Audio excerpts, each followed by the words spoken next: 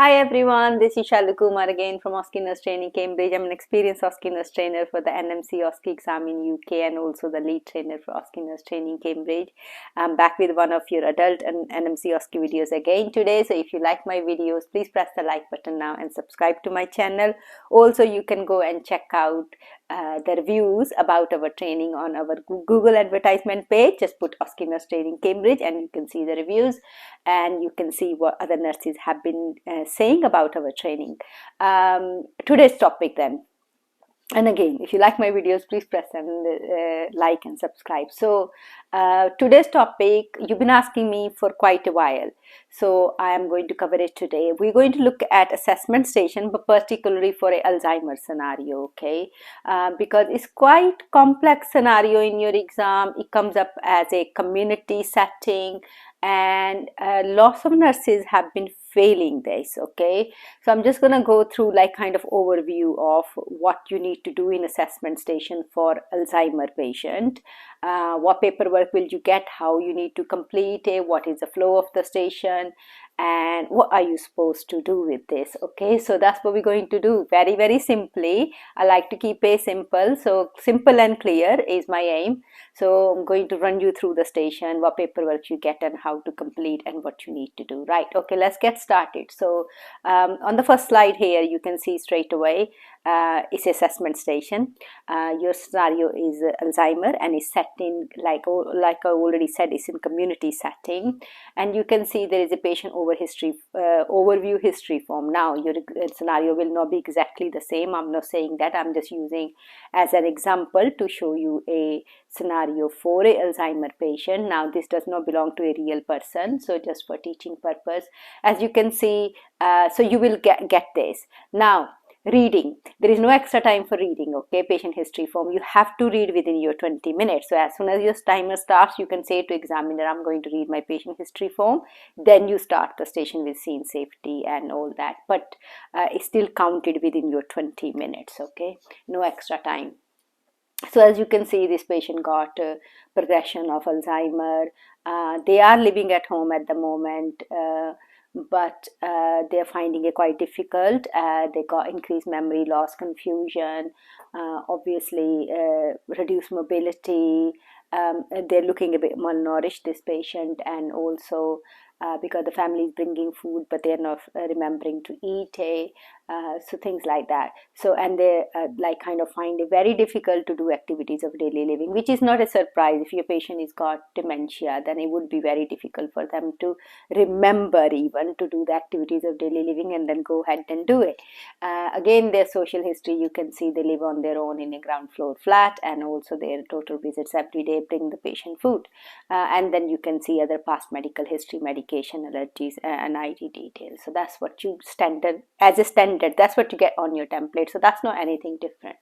So now going on to the next slide. Now what do we get additional work, because it's a community scenario? What do you get additional paperwork to complete? So additional paperwork is, so you got patient history form. Now you are going, your examiner is going to pass you a news chart, because you still need to do the vitals and plot them onto news chart. And the other thing you're going to get, as you can see on your screen, is the cognitive impairment form, so which was my last video on. I have put the description of that video, the link of the video to description of this one below, but that is the cognitive impairment form. That is a test we do for confusion and memory loss for dementia patients, okay? So your as you can see, it's partially completed, okay? So it's not fully completed, it's partially completed. It means the questions have already been asked. You need to add and add the score, verbalize the score, and verbalize your intervention. So that's what paperwork you get. So you got patient history form, you got cognitive impairment test, which is we call it short as 6-sit form, and then you got the news chart. That's what you get, and your briefing will be that somebody has already asked the question on the cognitive impairment form. Your examiner will tell you. Okay, so that's what you get. So now on to the next screen. What do we need to do with this? Right, we need to run the assessment station. It's still an assessment station. Yes, it's Alzheimer. Yes, it's in community setting, but it's still an assessment station. So you still need to do the assessment station as per marking criteria. set by the NMC. Okay, now there is no different marking criteria if your patient is in community and Alzheimer. No, it's still the same marking criteria, which is just one marking criteria for all scenarios in your exam for assessment station, because this you still do the same things. Okay, so yes, so you need to run the station as per marking criteria. So your examiner will be marking you on that. So what you asked to do, so you do need to undertake all the vitals. You still need to plot them onto the news chart. You still need to, so just listen carefully here. It's a news chart, it's no GCS chart for this scenario. This scenario is a chronic confusion, so, and this scenario is not admitted to hospital, it's in community, so we still use news chart. Okay, so it's not a GCS chart, it's definitely news chart. So you need to undertake all the vitals, you need to complete your news chart correctly, you need to complete all the A to E assessment correctly, that's not anything different. And then you need to go and complete that cognitive impairment tool. Like I said, do the total and verbalize your intervention. So that definitely needs to be done within this 20 minutes. And then you're going to go into holistic assessment, as you will do for any scenario, identifying nursing needs with your patient. So that is the same. So let's then move on to, so what is then if everything is same, what are the subtle differences? What are the differences in this scenario? Why people are failing? Okay, the first one onto the new screen is completing the news chart. A lot of people fail on this because they are marking patient as confused. Yes, I understand that your patient is confused due to Alzheimer, but it's a big but here, that into the news chart you only mark somebody confused if it is acute confusion.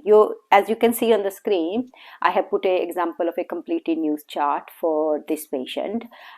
So you can see in disability, I have marked the patient alert, because your news chart says only mark somebody confused on this chart if it's acute confusion. Now, is dementia acute confusion Alzheimer? No, it's a chronic condition. So it's a chronic confusion. So for the purpose of news, your patient will be marked as alert. So this is the biggest fail in this station.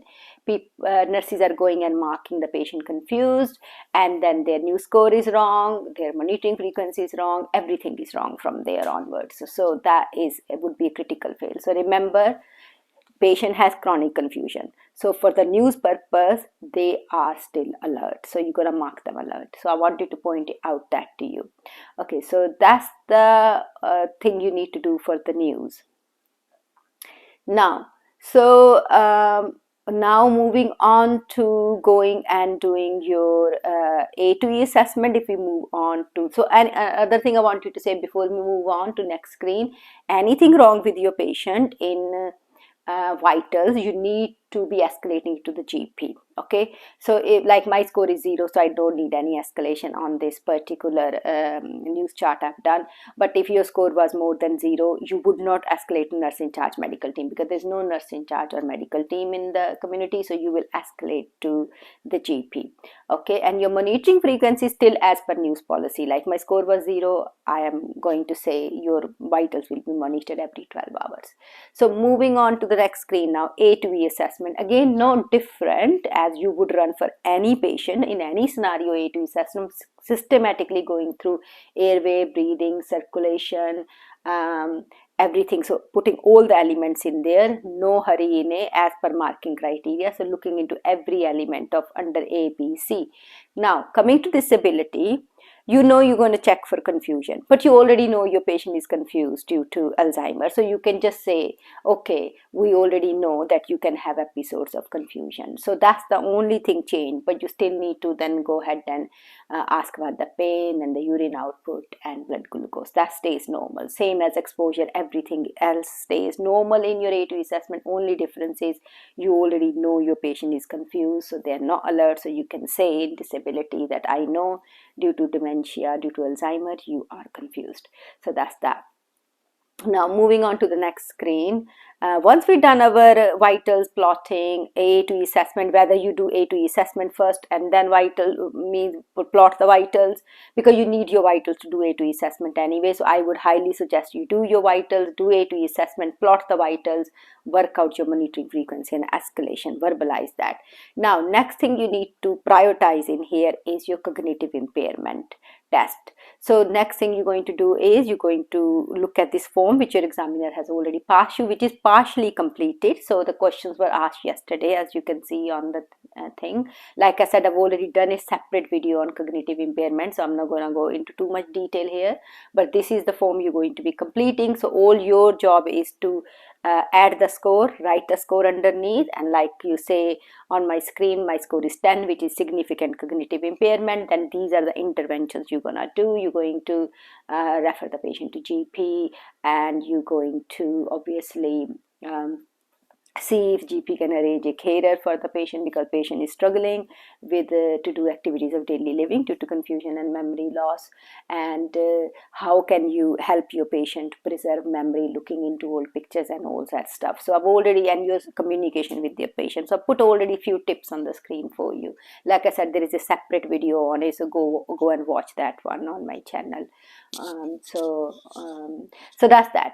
And then we are moving on to, once we've done that, then we're going to, whatever time we got left, 3 minutes, 4 minutes, whatever we got time left in 20 minutes, you're going to go into other nursing needs. So holistic assessment. So if we go into next screen, in holistic assessment, nursing needs. Now what kind of nursing needs you can discuss with your patient. Now one tick is already on the screen because you already discussed confusion and memory loss as part of the cognitive impairment. So that is already done. So that will count as one of your nursing need in holistic assessment. That's the good news. And then you can choose, as you can see from your patient history, you already know they probably are at risk of malnutrition, they have reduced mobility. You knew that from when you read the admission form, patient overview history form. So you know they are struggling to complete their activities of daily living. So you can choose any of these. So you already done the confusion and memory loss, so you can choose 1 or 2 out of other nursing needs and discuss about it and how you will help your patient. You verbalize that. And then the last screen, again, because it's a holistic assessment, so don't forget you will like to talk about your patient psychological needs as well. So is there any family needs? Would the patient like to see any family member more regularly? I know the daughter is coming regularly, but is there anybody else they haven't seen for a long time? Can you arrange that? Can you arrange a friend to visit the patient regularly? So that could be their emotional or psychological need. Spiritual need, is your patient religious? You can ask your patient, have you recently, if they normally go to church, have you been to, can I arrange a visit through carer and GP? Or if they are not very religious, that's fine, but you can ask the question if they need that kind of support. So what I'm trying to say is don't forget that part of it. Now sexual need bit to this scenario doesn't really directly apply, but if you are going to arrange a carer, you can ask patient if they have a preference to whether that carer should be male or female to protect their privacy. Okay, so you could ask that, but that would be the only thing I would ask if I was looking into sexual need part of the holistic assessment. So I just hope now that you have a better understanding, and then you will ask your patient if they have any question for you. Then you do your final hand hygiene and finish the station as you would normally do. So that is kind of rundown on your Alzheimer scenario. I wanted to just point out the mistakes people are making in exams, so you don't end up making those and you have a little bit better understanding of this scenario. So I hope you like the video. I hope it will help you to clear some of your doubts in Alzheimer scenario for your adult NMC OSCE exam. So if you like the video, please press the like button now, and don't forget to subscribe. You can visit us on OSCEnursetraining.com and also email us on OSCEnursetraining@outlook.com. I will soon be back with another adult NMC OSCE video for you. So bye for now.